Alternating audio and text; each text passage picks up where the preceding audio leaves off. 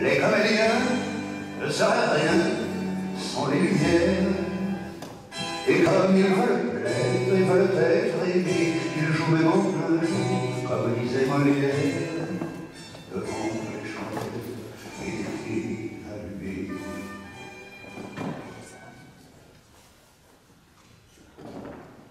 Mon cher Léon. Je vous écoute, monsieur Poquelin. Oh, appelez-moi Molière, c'est plus commun. Vous, qui avez toujours été mon plus fidèle ami, aidez-moi à me rappeler de mes textes, car les jours se sont enfouis d'un vol mystérieux, en emportant avec eux ma mémoire, tous mes textes aussi. Où en étions-nous la dernière fois? À cette époque de votre jeunesse, vous ne saviez que faire de votre avenir. Ah oui, oui, oui. Racontez. Me voyant sans emploi, je songe où je pourrais bien servir mon pays, les talents que j'avais, mais ne voyant de salut que dans la comédie, pour qui je me sentais un merveilleux génie, je formais le dessein de faire en ce métier ce qu'on n'avait point vu depuis un siècle enfin, c'est-à-dire en un mot, ces fameuses merveilles dont je charme aujourd'hui les oreilles. Je cherchais des acteurs qui fussent comme moi capables d'exceller dans un si grand emploi, ne voulant être sifflés par des gens de mérite. Je ne voulant être sifflé par les gens de mérite, je voulais former une troupe d'élite. Je me vis obligé de prendre un tas de queue, dont le plus rapide était borgne, belle et voiture. Pour les femmes, j'ai choisi les plus belles du monde. Mais le même refus de la brune et de la blonde me jeta sur la rousse aux cheveux si discrets. Grâce au tatin ou teinture d'alors, je me vis satisfait. Donc, ma coupe ainsi faite, on me vit à sa tête. Et c'est que je me souviens bien, ce fut un jour de fête. Viens voir les comédiens, voir les musiciens, voir les magiciens qui arrivent bien. Voir les comédiens, voir les musiciens, voir les magiciens qui arrivent. Les comédiens ont installé leur tréteau, ils ont dressé leur estrade et tant. Ça suffit!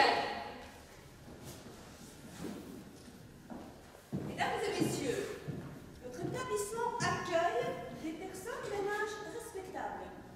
Certes, nous devons leur offrir quelques distractions, mais nous avons le devoir de leur apporter les soins nécessaires à leur fonction intellectuelle. Alors, chacun à ses postes. Nous fûmes quelques bourgeois à former une troupe provinciale. Autour de vous, cher Molière. Et vous nous écrivez que quelques questions vont se faire encore célèbres. Jalousie, le barbouillé. Ah, je me souviens plus beaucoup, non. Et si vous en jouiez un extrait? Ah ben non, mais la mémoire, mais ça m'est sorti d'esprit, ma toute je ne pourrais pas, non, mais On vous soufflera.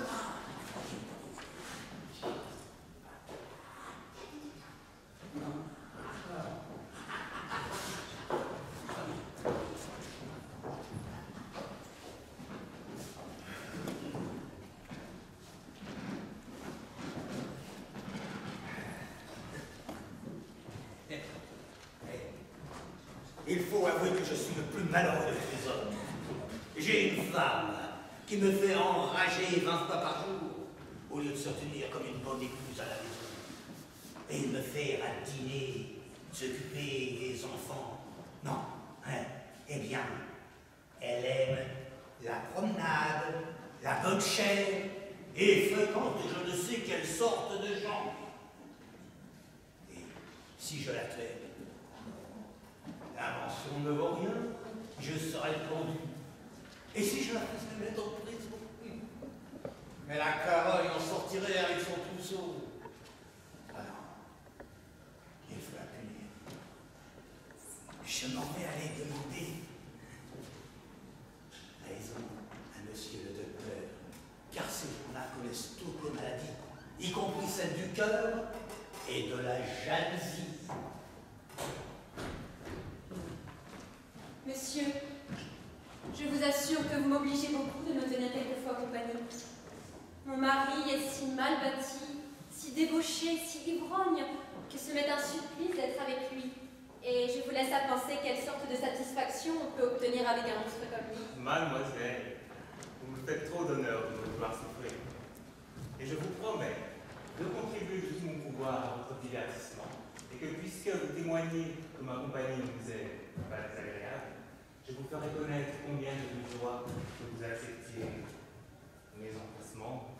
Ah, changez de discours! Voilà encore le client qui arrive! Mademoiselle, je suis au désespoir de vous apporter de si méchants progrès. Mais aussi bien j'aurais voir plus de quelqu'un d'autre. Et puisque votre frère est fort malade. Oh, monsieur, t'en dites pas davantage. Je suis votre servante et vous rends grâce de la peine que vous avez prise à venir m'avertir. Sans aller chez le notaire, voici le certificat de mon copulage. Ah ah, madame la Caronne, je vous trouve avec un homme, malgré l'interdiction que je vous ai faite. Vous voulez m'envoyer dans la constellation du Bélier ou du Capricorne? Eh bien, faut-il gronder pour cela? Ce monsieur... Comment s'appelle-t-il déjà? Valère! Ce monsieur Valère vient de m'apprendre que mon frère est fort malade. Où est le sujet de querelle?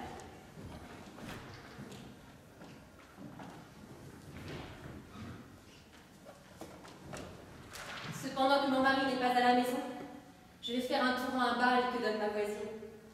Je serai revenue avant lui, car il est quelque part au cabaret. Il ne s'apercevra même pas que je suis sortie. Ce marfeu-là me laisse toute seule à la maison comme si j'étais son chien.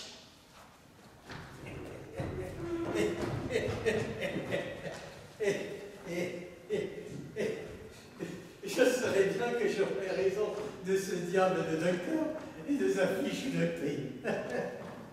Et j'ai foutu toute sa science par terre. Mais il faut que je rentre à la maison pour voir si ma bonne épouse m'aura fait un souper.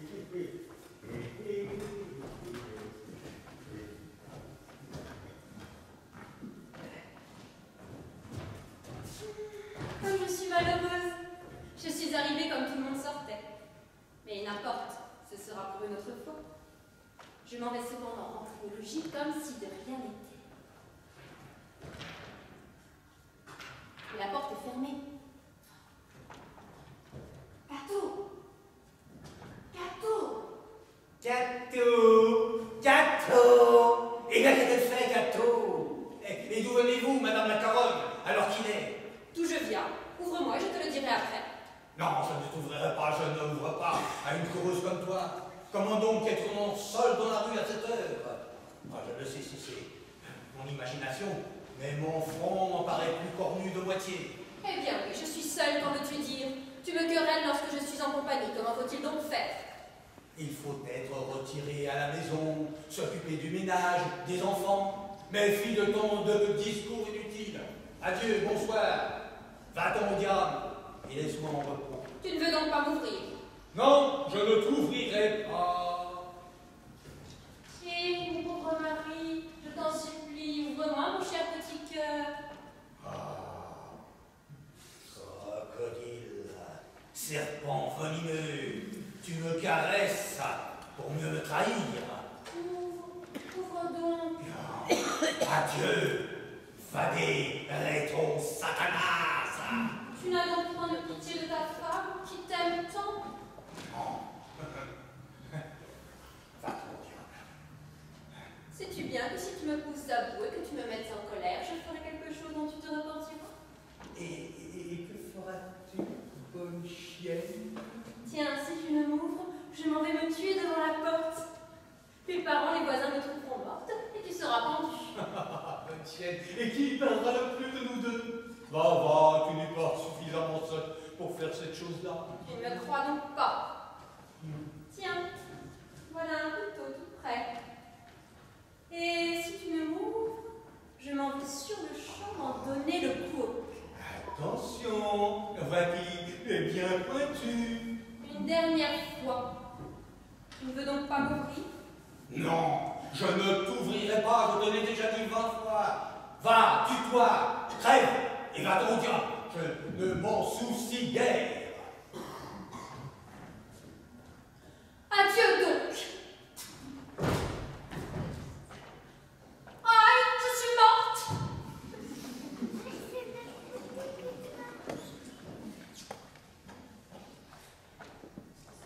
Serait-elle assez seule pour avoir fait ces choses-là?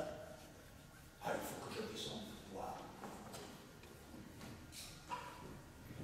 Il faut que je l'attrape. Si je puis entrer subtilement dans la maison tandis qu'il me cherchera. Chacun aura son tour.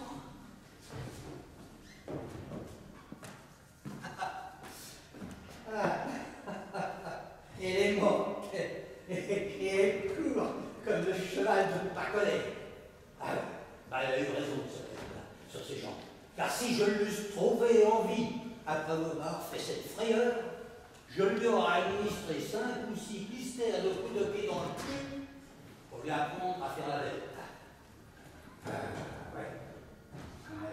Je vais rentrer me coucher. Je n'ai pas fini ma nuit.